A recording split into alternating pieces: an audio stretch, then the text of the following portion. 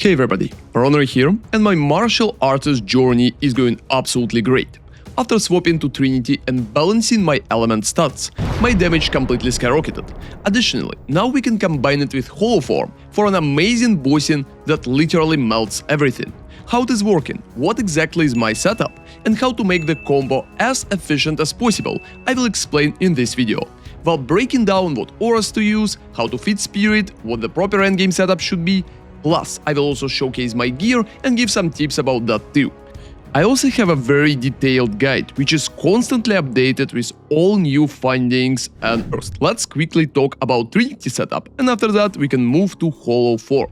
So for the Trinity, as you can see, my Whirling assault damage in the hideout is 28,000, almost 29. But when I'm actually fighting and I have 2 levels of Trinity up together with my rage, I have 54,000, as you can see right now. So Trinity together with Rage almost doubling my damage for Whirling Assault, which is absolutely amazing at the moment. And let me explain how exactly it works. So perfectly, you need your gem for Trinity to be level 19, because you will be able to get Fire Mastery and get your gem to level 20 that way. Since I have additional spirit, I'm also using Clarity 1 right here. Trinity gives 6% more elemental damage per 30 affinity of any type, and when you're dealing damage with a hit, you're gaining affinity. At the moment, I have only 2 types of affinity. Each type can reach up to 100. So we will end up with 200 affinity if you will set it up at least partially correctly, and in the perfect Trinity, you can reach closer to 300. In general, staying over 250 is kinda hard, so the maximum amount of damage that Trinity can give you is 57% more. But at the moment, since I have only 2 types around 200 affinity, we are aiming for approximately 36% more damage, which is absolutely insane for one spirit gem. How to make it work for yourself? So when you're doing damage with your Whirling Assault, you can just open it and see what types of damage you are doing. Perfectly, your damage should overlap, so some part of the highest number should be higher than the lowest.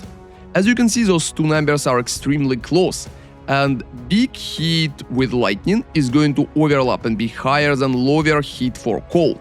But as you can see, my fire is too low. Since it's lower than cold, unfortunately, I can't get fire part for the Trinity, but cold and lightning is working because those numbers are overlapping. How to make sure that those are overlapping? Perfectly, you need to look at your weapon. So when you're picking your weapon, pick elements that you need. It should be cold and fire, either cold and lightning. On top of it, you can get the damage you don't have at your rings. So for example, you can get additional fire on rings just to ride that number up. And for example, if you have too much cold on the ring, you can search for one without cold damage but with fire. Changing the rings and changing your quarterstaff is going to help you tremendously to just set those numbers right. But Trinity practically worth it even if you have proper 2 elements balanced. Ideally, you need to aim for all 3. You can also get damage as extra cold or damage as extra lightning in your 3 if you feel like it would help you to properly balance. But the big question about Trinity is how to feed the spirit. Trinity at the moment requires 100 spirit reservation. So I'm still using Beacon of Aziz, and I heavily recommend to get the amulet with like plus levels and spirit too. And in that case, I recommend to use only Trinity and Herald of Ash, nothing else. Because that way you're going to get significantly more damage and your clear is absolutely great just with spamming Whirling Assault and using hollow form from time to time. So I believe that combo is more than enough and you don't need other gems. However, if you will be able to get better amulet with like approximately 60 spirit, you can add Herald of Ice or you can add Wind Dancer to the setup for even better quality of life. So now it leads us to the gloves and to the hollow form too. So hollow form is the abilities that you're getting from your ascendancy right here. And at the moment it's an absolutely amazing offsetter of charges. It's giving tremendous amount of damage, especially against single target. So let me explain the setup and how it worked. Initially, Hollow Form, together with Loctonial Caress, being popularized by Jungron, because Loctonial Caress give you chance to gain power charges to allies or in your presence on hit. That way, when your Hollow Form clones are hitting stuff, they're giving you charges so you can keep reusing the clones. That tech is pretty cool, but at the moment I don't believe that Loctonial Caress is worth it. So let me explain why and how I came to this. At the moment, as you can see, my Whirling Assault damage is 16,000, so if I'm getting Loctonial Caress for myself, I'm staying at 16,000. But if I'm going to use gloves like that, just with a good damage, some criticals, and man on kill, that's pretty much it, I'm going to end up with absolutely huge, like 27.7 damage. It's providing about 11,000 of damage, so almost doubling my numbers, which is absolutely insane for the gloves. So if you just look at the market, you can get proper set of gloves like that for practically like 1 divine, 3 divines at worth. And I believe that getting almost double damage from gloves absolutely worth it compared to Loctonial, even if it's not going to give you charges in the game. So personally, I'm not going to use Loctonial Caress, even if that tech is very cool. So instead, I'm just going to use Fists of Stone, together with like basic gloves, which are going to provide a tremendous damage for me, and use a Hollow Form as an offsetter for bosses. So let me explain how it works. When you're practically running your maps, you're just using your normal Whirling Assault like you always do. So you're clearing with that, and it's working absolutely fine. But when you're coming to the boss, you can just get Killing Palm and kill bells appearing from Hollow Focus, with Killing Palm getting the charges and getting the bonuses from Blazing Critical at the moment and Thrill of the Kill. After that, when boss becomes targetable, you can immediately cast Hollow Form and just destroy the boss completely with Hollow Form damage. I think it's working absolutely great, and you can also, if you want, use Hollow Form in some particular situations in the maps, even without charges, just to hit stuff from the distance. So I think it's a very good situational ability that we are going to keep incorporated in the build. So what kind of supports I'm using for Hollow Form? Right here I have a Whirling Assault like level 19, together with Blindside, since we're blinding enemies consistently with our Hollow Focus and with our Hollow Resonance too. I also have Pinpoint Critical, Elemental Armament and Close Combat. Keep in mind that for Close Combat to work, you need to stay close to the boss, so come a little closer. And Hollow Resonance is also getting used at the moment when your clones are hitting enemy. At least initially it looks that way, like we're receiving the blow up from Resonance. So to maximize your damage, when you're starting very hard boss fight like Arbiter, anything but not map bosses which are just dying from basic cast of Hollow Form, you can use Whirling Assault at least a few times, cast the bell on top of the boss and use Hollow Form only after. It's going to give you absolutely maximized damage and going to decimate boss in literal seconds. So that's the maximum amount. However, if your gear is good enough, most of the time it's just good if you're getting some charges with Killing Palm and casting Hollow Form on top of the boss. That will be it, and it will kill 99% of enemies in the game. And talking about other supports.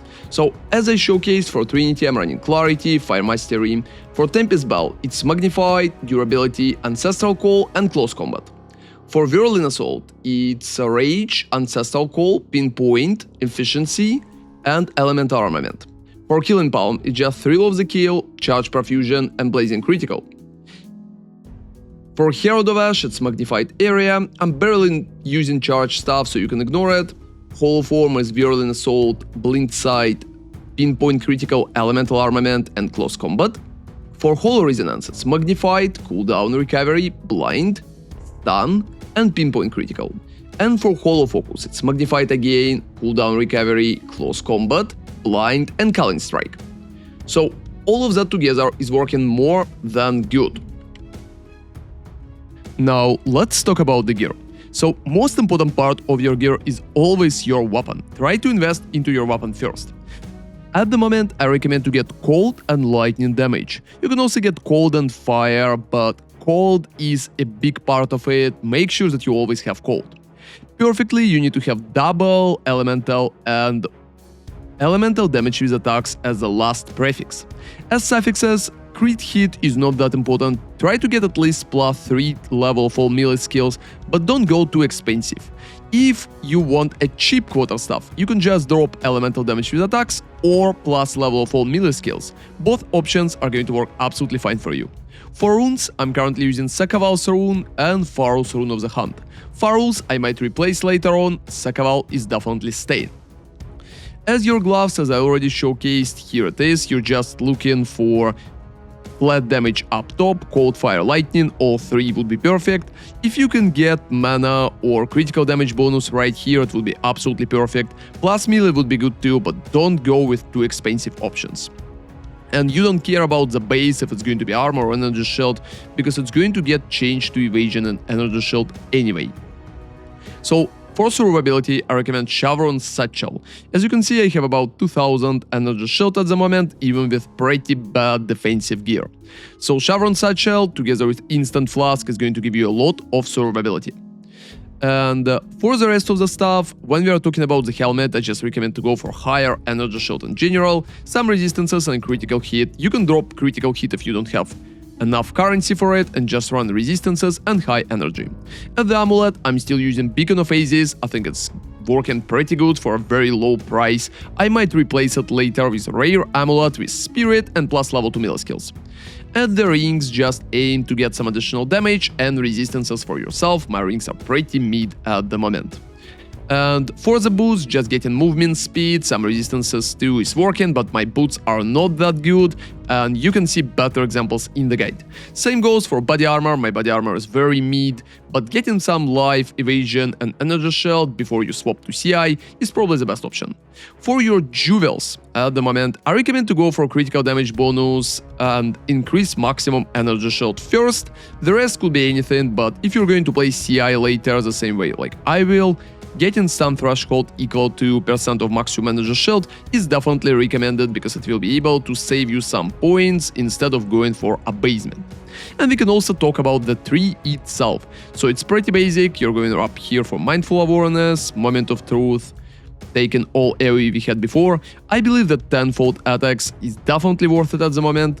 I'm taking Spectral Ward as well, and perfectly, when I will have more points, you can get a bonus node hidden right here. To get that bonus node, you will just need to allocate points around. Let me showcase how it's working. Right here, bonus node is appearing, it's Hollow Keeper, and you can take it. However, at the moment I'm not using it, I'm going to add it to the guide a little later. So, Overflowing Power is recommended just for stronger Hollow Form hits. Nature's Bite is pretty great for elemental ailments and some damage. Obviously, Stupefying Dizzying hits. And at the moment, I'm also using Cooked, which is kinda questionable. If you feel like your survivability is not good enough, feel free to drop Cooked completely and take concussive attacks, for example, or the bonus node right here instead. However, it gives me a lot of damage and damage feels great, so I'm keeping the Cooked at least for the time being. That's all for the tree. When we are talking about ascendancies, it's still way of the Stone Fist, Hollow Form, Resonance and Hollow Focus technique. The lowest upside here coming from Hollow Resonance, since we already have Hollow Focus.